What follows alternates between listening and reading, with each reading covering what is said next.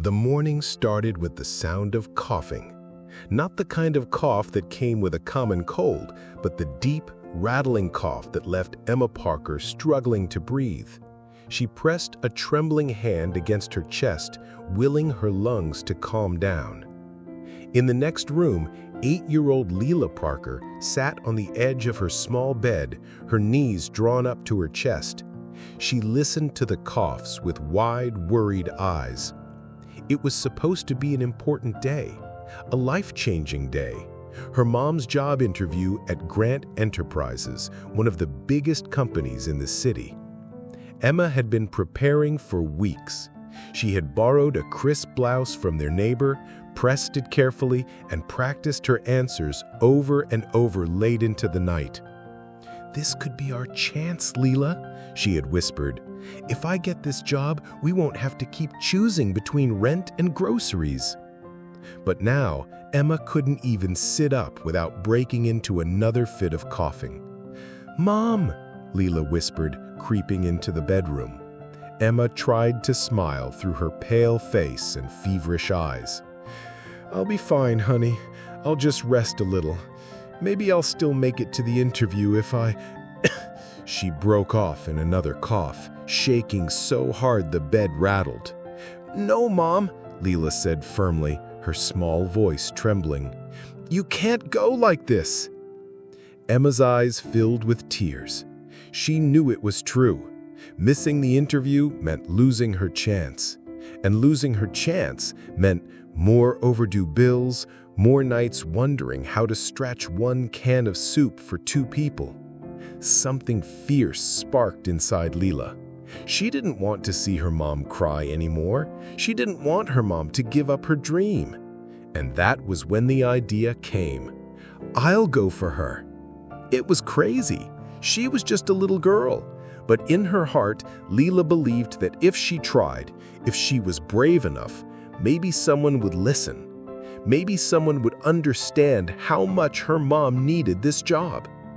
Emma was too weak to notice when Leela slipped away, carrying her mom's worn leather purse pressed tightly against her chest. Inside was the precious resume her mother had typed on an old computer at the library, folded neatly as if it carried all their hopes. "I'll do it for you, Mom," Lila whispered to herself as she walked out the door. "I'll do it for you, Mom." The city was overwhelming. Skyscrapers stretched into the clouds, cars honked, and people rushed past with coffee cups and briefcases. Leela's sneakers slapped against the pavement as she searched for the address written on the paper her mom had kept by the fridge. When she finally looked up, she gasped.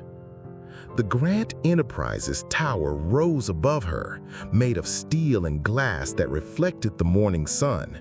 It looked untouchable, important, like a place for people who never worried about bills or empty refrigerators. Her stomach fluttered nervously, but she hugged the purse tighter and marched inside. The lobby was enormous, with a marble floor so shiny she could see her own reflection. A sparkling chandelier hung from the ceiling, and behind a sleek desk sat a woman with perfect makeup and a bun so tight it looked painful. The receptionist frowned when she noticed Leela. "Sweetheart, are you lost?" Leela shook her head, braiding her courage together. "No, ma'am. I'm here for the interview. My mom, Emma Parker, was supposed to come, but she's very sick, so I came instead." The woman blinked, clearly unsure how to respond. "You came for your mother's interview?" "Yes," Leela nodded, standing as tall as she could. "I know all about her. I know how hard she works. I can tell you why she deserves this job." The receptionist opened her mouth, closed it again, then finally picked up the phone with a sigh. "Mr. Grant, you need to come down here. You're going to want to see this." The elevator chimed, and when the doors opened, the atmosphere in the lobby changed. Ethan Grant walked out, and it felt like the entire room held its breath. He was tall, broad-shouldered, with dark hair brushed neatly back and storm-gray eyes that seemed to miss nothing. His tailored suit looked like it had never seen a wrinkle. Ethan Grant was the man whose name was on the building, the millionaire CEO who built his empire with sharp focus and ruthless decisions. People said he was brilliant, ambitious, and utterly untouchable. Now his eyes swept the lobby until they landed on the small girl clutching an oversized purse. "Where is the applicant?" His voice was low, controlled, but carried a weight that made everyone listen. The receptionist gestured to Leela. "She says she's here in her mother's place." For a long moment, Ethan simply stared, his brow furrowed. He looked down at her like she was a puzzle that didn't fit the rules of his world. "You?" he said. "You came for a job interview." "Yes, sir," Leela answered, her voice steady even though her hands trembled. "My mom couldn't come. She's very sick. But this job means everything to her. I thought maybe I could tell you why she deserves it." The logical part of Ethan's brain wanted to end it there. This was ridiculous. He had back-to-back meetings, contracts waiting for his signature, decisions that shaped millions of dollars. But something in the girl's wide, determined eyes made him pause. He was used to people lying to him, manipulating, wanting something from him. But this child, she wanted nothing for herself. "Follow me," Ethan said. The ride up to the top floor was silent.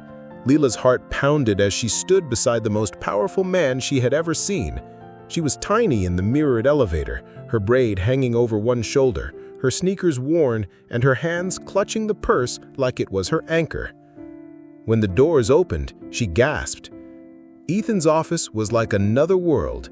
Floor-to-ceiling windows stretched across the walls, showing the entire city below. The desk gleamed, perfectly polished, and behind it, shelves held books, awards, and framed photographs of Ethan shaking hands with important people. "Sit," he instructed, gesturing to a leather chair. Leela climbed into it, her legs dangling far from the floor. Ethan leaned forward, his elbows on the desk, his stormy eyes fixed on her. "Do you even know what this job is?" "Yes, sir," she nodded quickly. "It's an assistant job. My mom would answer calls, schedule things, help keep you organized. She's really good at organizing. She keeps track of our bills, even when we don't have money to pay them all. She makes lists for everything, and she never gives up." Ethan's mouth tightened. "That may be true, but I can't hire a child." "I know," Leela said, her voice soft but sure. "I'm not asking you to hire me. I just wanted you to know my mom isn't lazy. She didn't skip because she didn't care. She's sick, really sick. But she practiced every night for this interview. She wanted to be here more than anything." For the first time in years, Ethan Grant felt something stir inside him that wasn't logic, profit, or ambition. He looked at the girl across from him, with her stubborn courage and trembling hands, and something in his chest shifted. "What's your mother's name?" he asked.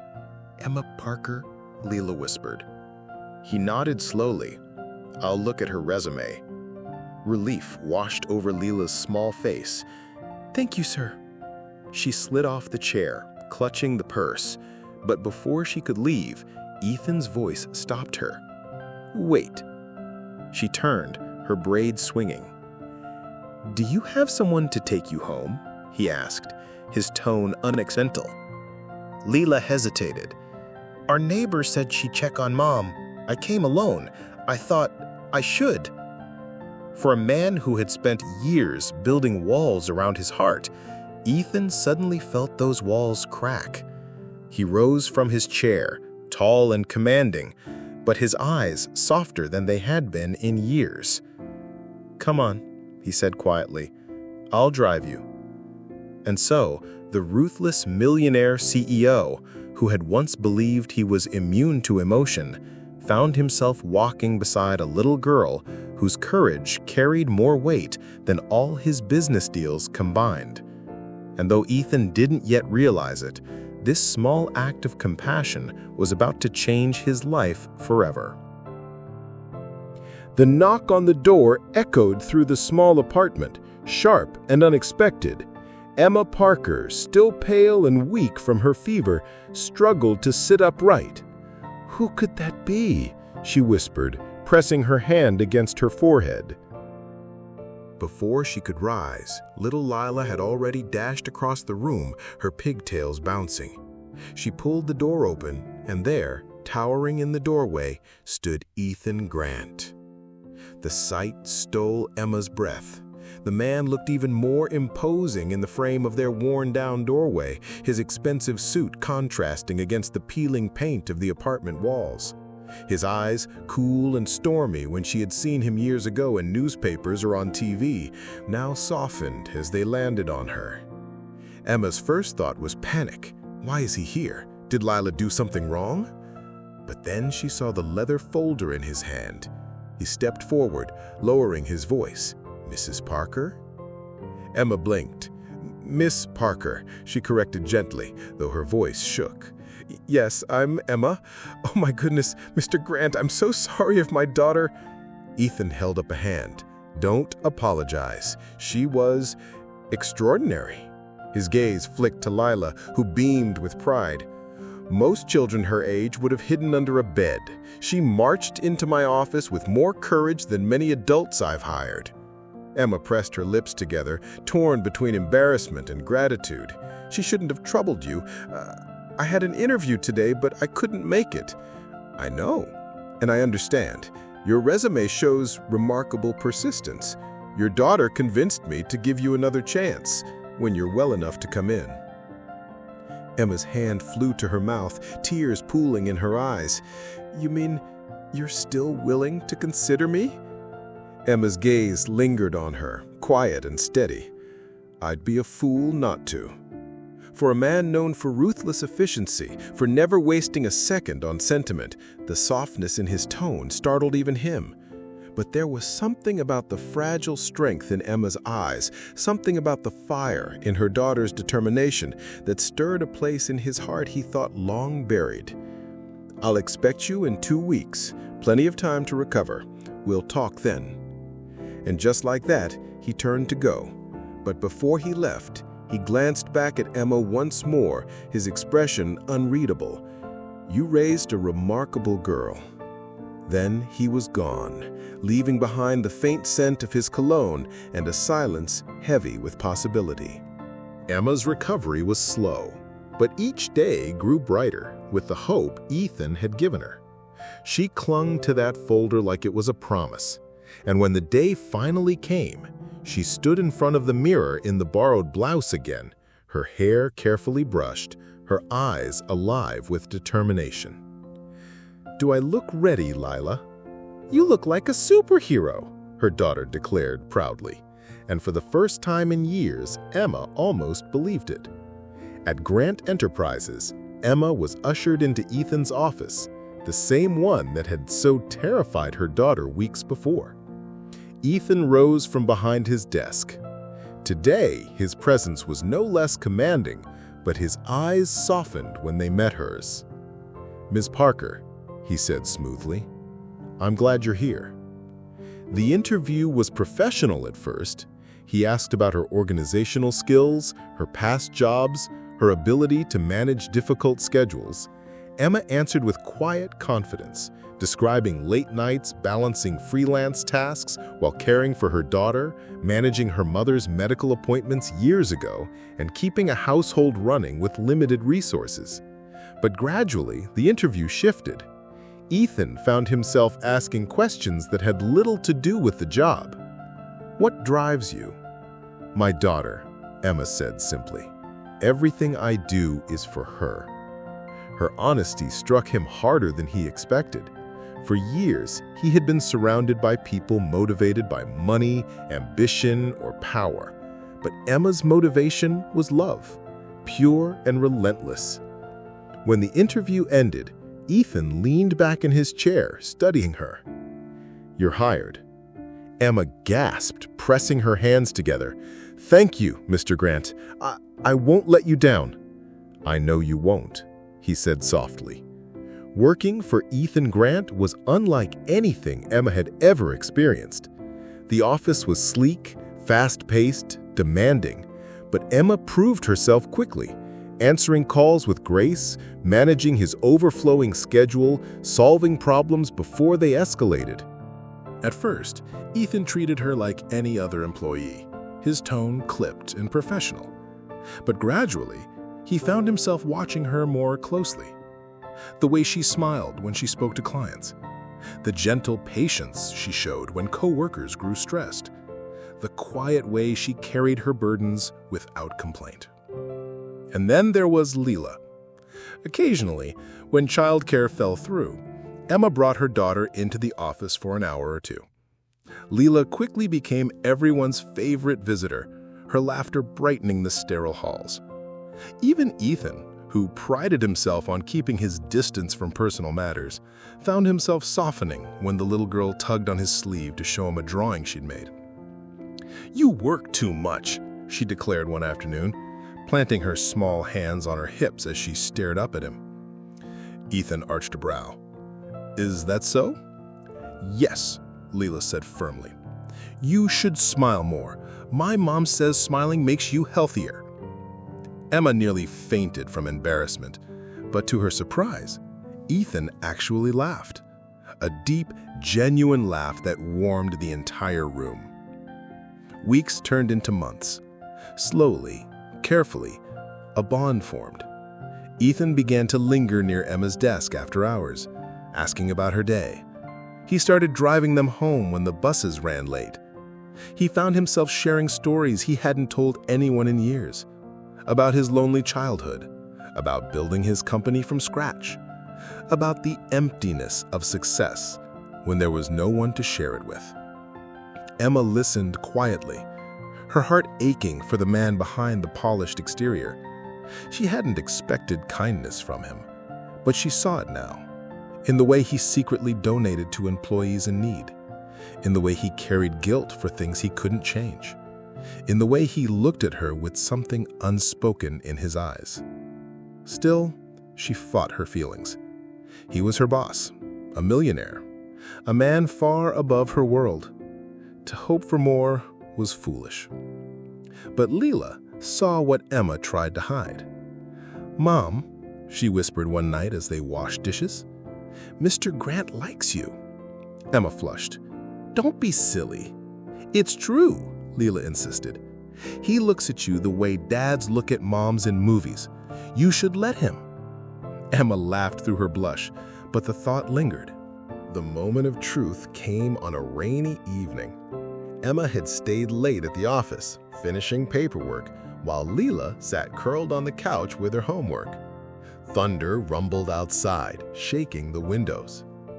"Let me drive you home," Ethan said, appearing in the doorway. Emma hesitated. "It's late. You don't have to." "I want to." The drive through the storm was quiet, the city lights blurred by raindrops on the windshield. Finally, Ethan spoke.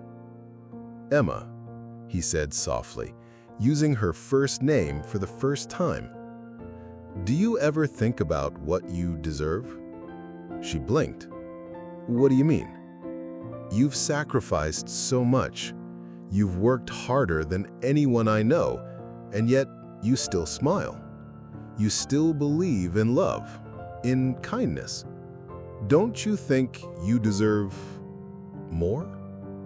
Emma's throat tightened.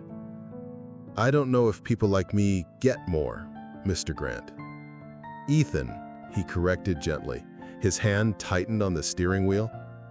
"And I think you do. I think you deserve everything." Their eyes met in the dim light, and Emma felt her heart race. She looked away quickly, afraid of what he might see in her expression. Dinner at the Parkers' apartment became a quiet ritual. At first, Ethan insisted he was only dropping them off, But somehow he always stayed. He ate simple meals of pasta and soup like they were feasts. He laughed at Leela's jokes, listened to her stories, helped her with her homework. And with every night, Emma's walls crumbled a little more. She began to notice the tenderness in the way he reached for the dishes, the softness in his eyes when he looked at Leela, the longing in his gaze when he looked at her. It terrified her, but it also warmed her in ways she hadn't felt in years. One evening, after dinner, Ethan lingered in the kitchen while Emma washed dishes. The soft clink of plates filled the silence. Finally, he set down the towel he had been holding and turned to her. "Emma," he said quietly, "I've built empires, earned more than I ever dreamed. But it means nothing if I don't have this." His hand brushed against hers, lingering. "You, her, a family." Emma froze, her heart hammering. "Ethan, you don't have to answer now," he interrupted, his voice low and earnest. "But know this, I'm not asking out of pity or because I admire you. I'm asking because His voice broke for a moment, softer than she'd ever heard it. "Because I love you." Tears filled Emma's eyes. She set down the plate, turning to him fully. "I was so afraid," she whispered. "Afraid you'd see me as less. But you never did you?" "Never," Ethan said fiercely. "You're stronger than anyone I know." Emma's tears spilled over as she smiled through them. "Then yes, Ethan, I want this too." At that moment, Leela peeked into the kitchen, her eyes wide with delight. "I knew it," she squealed, clapping her hands. "I knew you loved each other." Emma buried her face in her hands, laughing through her tears, while Ethan bent down and lifted Leela into his arms, spinning her around. "Smartest girl I've ever met," he said with a grin. A year later, the Parkers' small apartment was replaced by a warm, sunlit home filled with laughter. Ethan Grant was no longer just a CEO. He was a husband, a father, a man who had finally found the missing pieces of his heart. At their wedding, Leela stood proudly as the flower girl, announcing to anyone who would listen, "I was the one who introduced them." And whenever people asked Ethan how he had met the love of his life, he would smile and say, "Her daughter came to a job interview instead." Because sometimes the bravest acts of love come from the smallest hearts. And sometimes fate doesn't knock, it sends a little girl marching into a millionaire's office with nothing but courage and hope. And it changes everything. If you enjoyed this emotional story and want to hear more tales filled with love, hope, and happy endings, don't forget to subscribe to the channel, leave a like, and share this video with your friends. It really helps our channel grow and inspires us to keep bringing you more heart-touching stories.